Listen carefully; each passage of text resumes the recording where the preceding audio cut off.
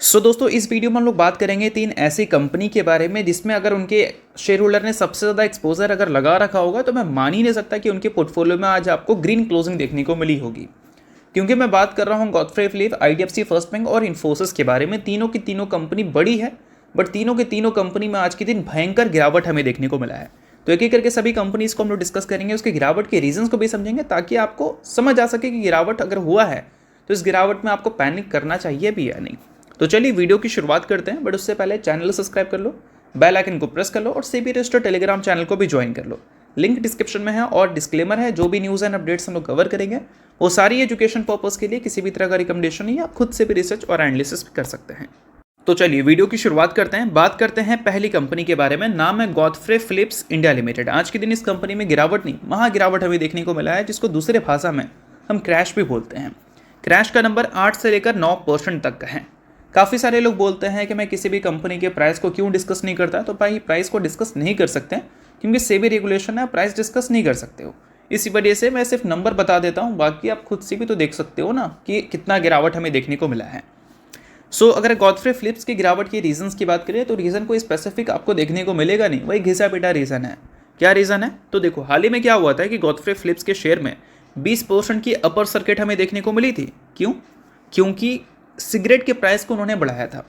अब सिगरेट के प्राइस को उन्होंने बढ़ाया था तो इससे इनके बिजनेस में कोई इम्पैक्ट देखने को नहीं मिलती, क्योंकि ये कोई एफएमसीजी कंपनीज या फिर बोल सकते हैं कोई कार मैन्युफैक्चरिंग कंपनी नहीं है। इनके प्रोडक्ट के लोग आदी हैं, एडिक्टेड है, और इनके जब प्रोडक्ट के दाम बढ़ते हैं तो रेवेन्यू एंड प्रॉफिट भी बढ़ता है, इबिटा डैमेज कम से कम होता है। और इबिटा डैमेज की जो एक्सपेक्टेशन थी उस एक्सपेक्टेशंस को थोड़ा सा रिड्यूस कर दिया गया था, थोड़ा सा नहीं, इनफैक्ट काफ़ी ज़्यादा रिड्यूस कर दिया गया था। इस वजह से जब न्यूज़ आई थी प्राइस को बढ़ाने को लेकर तो इन कंपनीज़ के शेयर में भयंकर तेज़ी हमें देखने को मिली थी।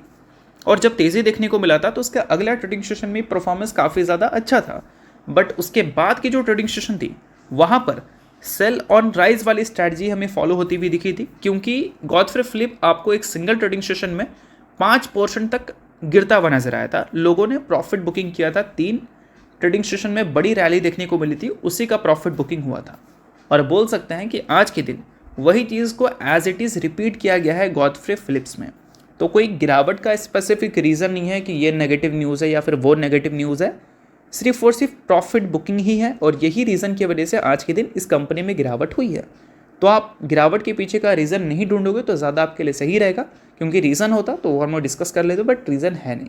तो आई होप आपको गिरावट का मतलब समझ आ गया होगा।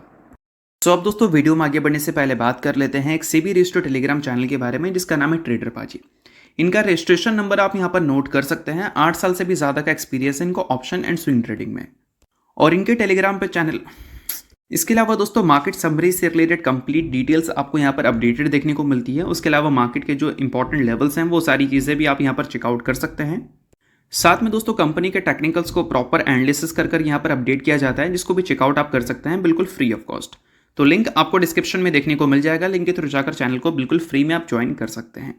तो चलिए बात करते हैं अगली कंपनी के बारे में, जो कि आज के दिन पूरे स्टॉक मार्केट में सबसे ज़्यादा चर्चा बटोरी है। नाम है दोस्तों अगली कंपनी का आईडीएफसी फर्स्ट बैंक। कंपनी कम बैंक ज़्यादा बोल सकते हो आप इसको, क्योंकि बैंक है ये, और बैंक जब भी गिरती है तो कोई बड़े रीजंस की वजह से गिरती है, खासकर इंटरनल रीजंस। आज के दिन आईडीएफसी फर्स्ट बैंक में गिरावट जो हमें देखने को मिला वो छोटा मोटा नहीं, काफ़ी बड़ा हुआ था, क्योंकि 590 करोड़ का फ्रॉड कंपनी के एम्प्लॉयज़ के जरिए हुआ है आईडीएफसी फर्स्ट बैंक के चंडीगढ़ ब्रांच में। अब ये 590 करोड़ का नंबर छोटा मोटा नंबर तो है नहीं, काफ़ी बड़ा नंबर है। और सबसे शॉकिंग बात यहाँ पर यह है कि ये जो 590 करोड़ का फ्रॉड रिपोर्ट किया गया था, इसमें हरियाणा गवर्नमेंट का अकाउंट पे लिंक बताया जा रहा था, जो कि सबसे बड़ा शॉकिंग चीज़ है।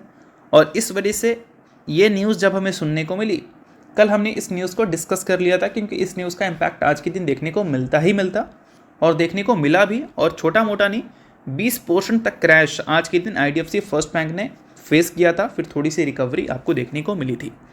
अब ये जो गिरावट हुआ था, ये गिरावट इतना बड़ा है कि गवर्नमेंट ऑफ इंडिया ने 1100 करोड़ का वेल्थ खोया है। अगर हम बात करें एलआईसी के बारे में तो उनका वेल्थ हमें 340 करोड़ से कम होती हुई दिखी है, क्योंकि आईडीएफसी फर्स्ट बैंक में 20% तक का गिरावट हमें देखने को मिला था।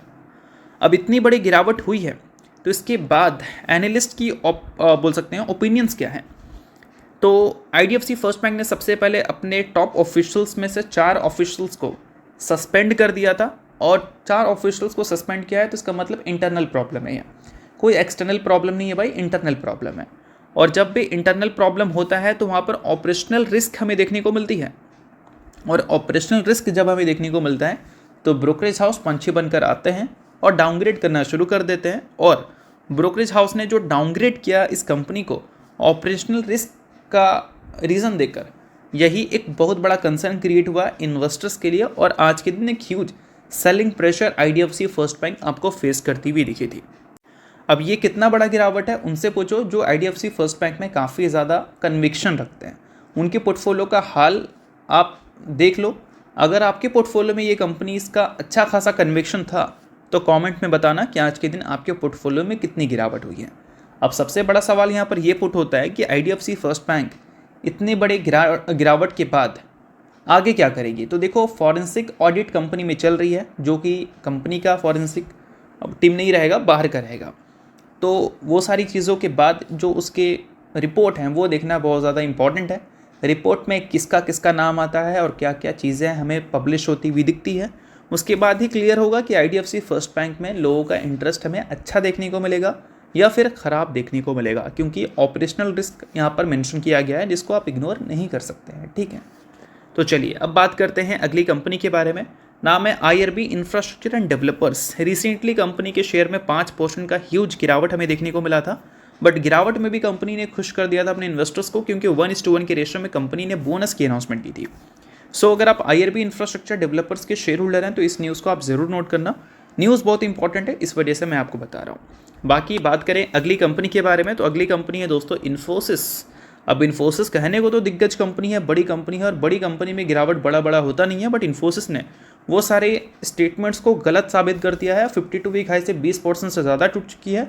हर दूसरे ट्रेडिंग सेशन में गिरावट इस कंपनी में देखने को मिलता ही है।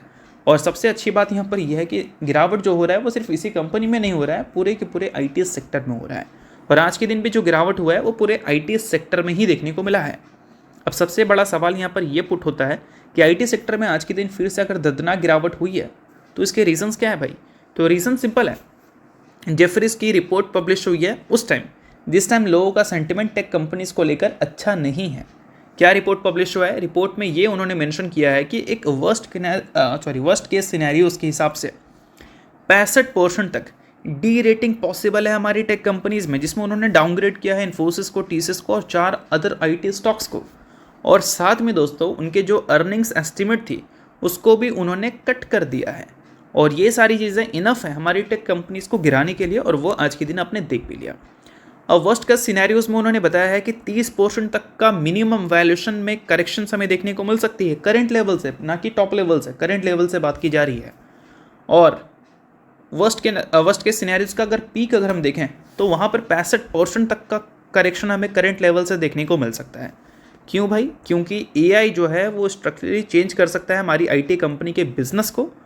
हमारी IT कंपनी जो मैनुअल वर्क करती है उसकी डिमांड कम हो सकती है हमारी AI टूल्स की वजह से, और इस वजह से हमारी टेक कंपनीज परेशान हैं, क्योंकि इन्वेस्टर्स को लगता है कि आगे चलकर इन कंपनीज के जो अर्निंग्स हैं वो AI की वजह से स्लो हो सकते हैं, अर्निंग्स डैमेज हो सकती हैं, और इसी कारण हमारी टेक कंपनीज लगातार आपको गिरती हुई दिख रही है।